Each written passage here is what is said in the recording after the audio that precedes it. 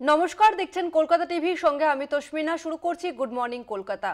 Voter list যাচাইয়ের সাংগঠনিক বৈঠক। আজ ভার্চুয়াল বৈঠকে অভিষেক বন্দ্যোপাধ্যায় দলের সর্বস্তরের জনপ্রতিনিধিদের নিয়ে আজকের এই বৈঠক। ভুতুড়ে ভোটার ইস্যুতে কি বার্তা দেন অভিষেক বন্দ্যোপাধ্যায়, সেদিকেই নজর সকলে। ভুতুড়ে ভোটার ইস্যুতে ঠিক কি বার্তা দেন অভিষেক বন্দ্যোপাধ্যায়, আজ সেদিকেই নজর সকলে।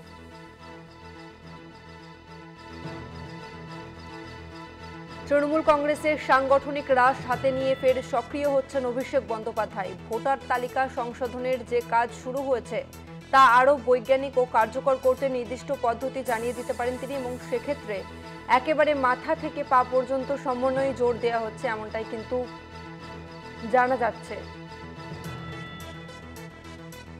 দলের জনপ্রতিনিধি ও পদাধিকারীদের সঙ্গে আজ ভার্চুয়ালি বৈঠক করবেন অভিষেক বন্দ্যোপাধ্যায়। ভোটার তালিকা সংশোধনের বিষয়টি সামনে রেখে এই বৈঠকের ডাক দেওয়া হয়েছে।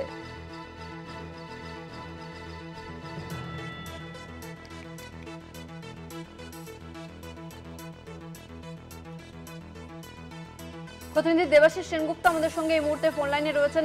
দেবাশিস দা, আজকের অভিষেক বন্দ্যোপাধ্যায়ের এই ভার্চুয়ালি বৈঠকের ডাক ঠিক কি কারণে, মূলত কোন কারণকে সামনে রেখে আজকের এই বৈঠক?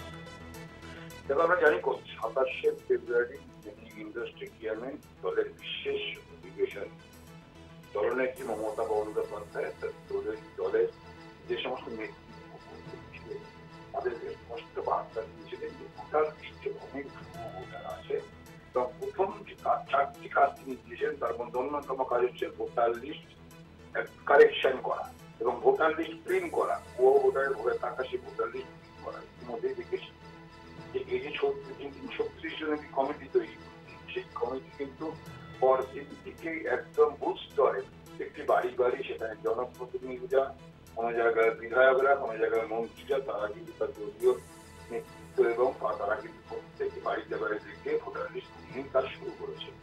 এবং তারপরে আমরা দেখেছি কংগ্রেসের নেতৃত্ব তারা কিন্তু একদিকে যেমন রাজ্য নির্বাচন কমিশনের অফিসে তারা ডেপুটেশন দিয়েছে, দিল্লিতে তারা ডেপুটেশন দিয়েছে ভুয়ো ভোটার এবং প্রকারান্ত স্বীকার করে নিয়েছে নির্বাচন কমিশন ভুয়ো ভোটার আছে এবং 3 মাসের মধ্যে বাদ দেবে। এবং মুখ্যমন্ত্রী সেদিন তারিখ মমতা বন্দ্যোপাধ্যায় সেদিন একটি কার্ডে একাধিক ভোটার রয়েছে, রাজ্য রয়েছে এবং অন্য রাজ্য রয়েছে, একই লোকের নাম একই কার্ডে, এবং তা যাচাই করে দেখার জন্য নির্দেশ দিয়েছেন। ঠিক এই অভিষেক বন্দ্যোপাধ্যায় দলের সর্বভারতীয় সভাপতি রাজ্য সম্পাদক তিনি কিন্তু আজ বৈঠক দেখেছেন। এই বৈঠক যদিও ভার্চুয়ালি হবে, সেখানে এক জনপ্রতিনিধি থেকে শুরু করে বিভিন্ন স্তরে যে সমস্ত নেতৃত্ব আসে তারা কিন্তু সেই বৈঠকে থাকবে।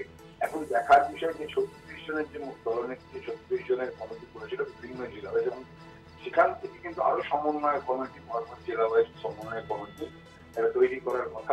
সেই সমন্বয় কমিটিতে কিভাবে বিস্তার করে এমনটাই কিন্তু মনে করছে তৃণমূল কংগ্রেসের নেতৃত্ব। তারা দলের সাধারণ সম্পাদক কিন্তু তিনি কি বার্তা দেবেন এই ভোটার লিস্টে থাকছি একদমই যেমন ভোটার লিস্ট চার্টের পাশাপাশি আর কি বার্তা দেয়, এই সমন্বয় কমিটি কিভাবে কাজ করবে 2026-এর নির্বাচনের আগে কিভাবে রণকৌশল তৃণমূল কংগ্রেসের সে বার্তাও দিতে পারে দলের সর্বভারতীয় সম্পাদক অভিষেক বন্দ্যোপাধ্যায়। এমনটাই মনে করছে তৃণমূল কংগ্রেসের বেশ কিছু বিশেষ ব্যক্তিত্ব যারা মনে করছেন যে অভিষেক বন্দ্যোপাধ্যায় নতুন করে কৌশল নয়, একদিকে যেমন দলনেত্রী ভোটার লিস্ট চেকিং এর কথা বলেছে সেটাকে সারাই করে নেওয়ার পাশাপাশি কতটা কাজ হচ্ছে কেন ইতিমধ্যেই সেই বৈঠক যে 36 জনের কমিটি হয়েছে কোর কমিটি সেই যেমন বৈঠকের পাশাপাশি যে সমন্বয় কমিটি হবে সেই সমন্বয় কমিটি কিভাবে কাজ মধ্যেই করেছে তা কিন্তু বিস্তারিত ভাবে সেই রিপোর্টে নেবে এবং আগামী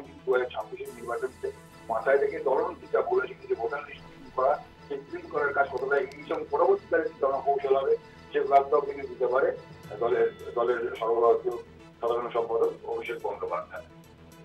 ধন্যবাদ তোমাকে দেবাশিস দা। আমরা কথা বললাম প্রতিনিধি দেবাশিস সেনগুপ্তের সঙ্গে।